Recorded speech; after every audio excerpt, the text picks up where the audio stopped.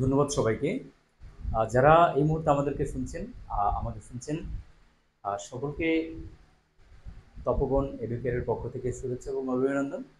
আমাদের ছোট্ট একটি পথ চলা, সেটি হচ্ছে আমরা চেষ্টা করছি একটি প্ল্যাটফর্ম তৈরি করে সেখানে সবার অভিজ্ঞতা এবং জানাগুলোকে শেয়ার করার জন্য।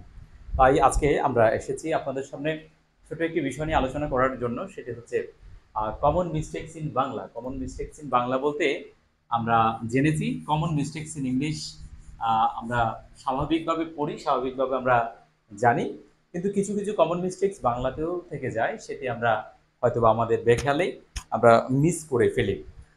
কেননা আমরা আমরা একটি জাতি হচ্ছে বীরের জাতি, যে জাতি শুধুমাত্র তাদের ভাষাকে রক্ষা করার জন্য প্রাণ দিয়েছেন, রক্ত দিয়েছেন। তাই আমরা আজকের যুগে দাঁড়িয়ে যদি সেই ভাষাটাকে সম্মান করতে না জানি, সেই ভাষাটাকে শুদ্ধ রূপে ব্যবহার করতে না জানি, তাহলে কিন্তু সেই আমার ভাষা শহীদদের প্রতি কিন্তু সঠিক আহ, প্রতিদান কিন্তু দেওয়া হবে না। তাই সুধীবৃন্দ, আপনারা যারা আজকে আমাদের সাথে যুক্ত হয়েছেন, সকলকে অসংখ্য ধন্যবাদ। আহ, সকলকে অসংখ্য ধন্যবাদ। এবং আজকে যেই ছোট একটি টপিক নিয়ে আমি আলোচনা করতে যাচ্ছি, আশা করি সকলের সেই টপিকটি জানা, আবার অনেকের যদি অজানা থেকে যায় তাহলে দয়া করে বিষয়টি একটু মাথায় রেখে চলবেন। তাহলে আমাদের কমন মিস্টেক জিন বাংলা যেটির কথা বলছি আমি বলছিলাম, সেটি আমাদের আশা করি হবে না। তাহলে চলুন আমরা আমাদের মূল টপিকে ফিরে যাই। Common mistakes in Bangla. আমরা সাধারণত বলি আমি খাই বা খাই, খায়, সে বাজারে যায় বা যায়। তাহলে দেখুন, দুটি বাক্য আমি লিখেছি, আমি বাজারে, সে বাজারে যায় অথবা যায়, এবং আমি খাই, আমি খাবার খাই বা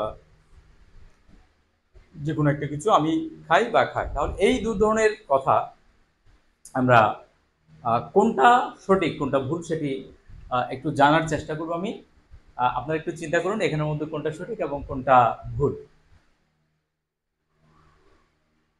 আশা করি আপনারা চিন্তা করেছেন এবং আপনারা আপনাদের মতো করে কোনো একটি অপশন বাছাই করেছেন।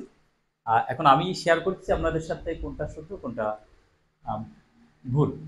আমি খাই, এটি এই জায়গায় এটি শুদ্ধ হবে, এবং সে বাজারে যে এই জায়গায় হবে শুদ্ধ এটি। আমার ক্ষেত্রে যখন আমি আমার কথা বলবো, আমি খাই, যাই, গাই, চাই, পাই, ইত্যাদি ইত্যাদি ইত্যাদি।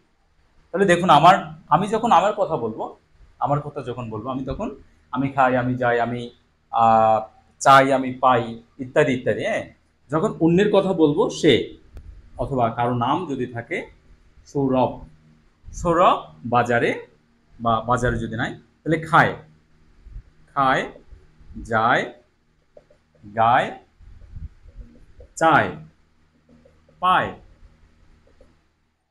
এ হলো ব্যাপার।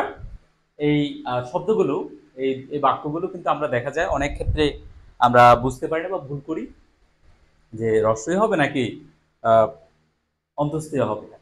তাহলে আজকে এই বিষয়টি আমি আশা করি সবাইকে ক্লিয়ার করতে পেরেছি। সেটি হচ্ছে, যখন আমি আমার কথা বলবো তখন যাই, খাই, গাই, রসই, এবং অন্যের কথা যখন আমরা বলবো তখন সে অন্তস্থীয়, অন্তস্থ আমরা ব্যবহার করব।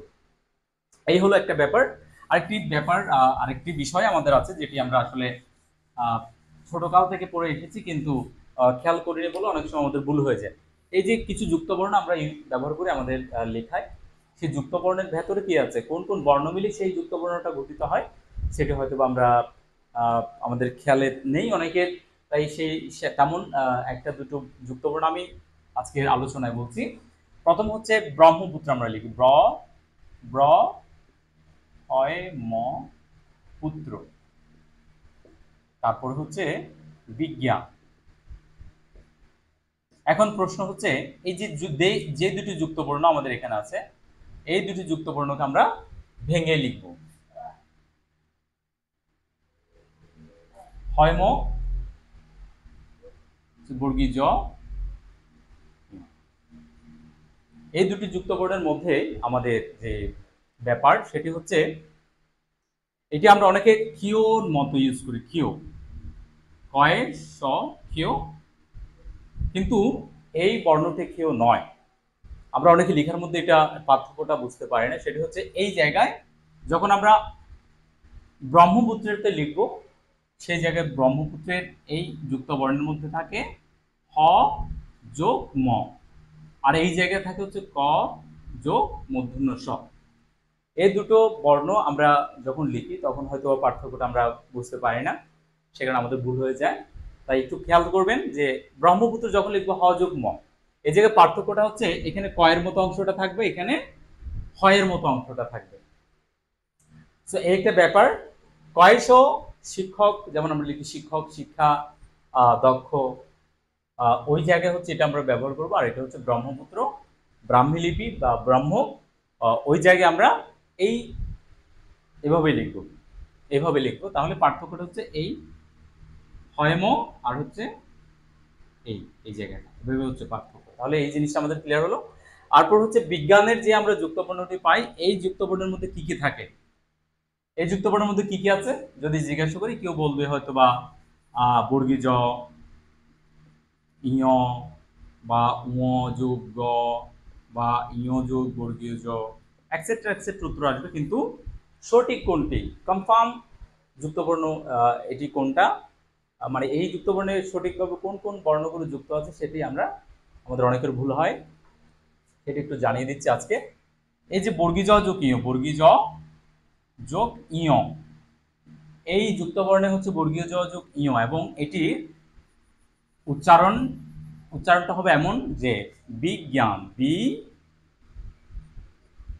বিজ্ঞান, বিজ্ঞান, সঠিক উচ্চারণ হচ্ছে এটি, বিজ্ঞান। তাহলে বিজ্ঞান শব্দের যুক্তবর্ণে বর্গী জ যোগ ইয় থাকবে, বর্গী জ যোগ ইয় থাকবে, এবং ব্রহ্মজ শব্দের উচ্চারণে হ যোগ ম থাকবে। এবং যে এর আগে যে বাক্যটি উচ্চারণ করা হয়েছে, আমার ক্ষেত্রে রস্বই, আমি খাই, যাই, গাই ইত্যাদি, এবং অন্যের ক্ষেত্রে হচ্ছে অন্তঃস্থেয়, সে যায়, সে খায়, সে গায়। তাহলে আজকে আজকের এই দুটি টপিক নিয়ে আমি আলোচনা করলাম।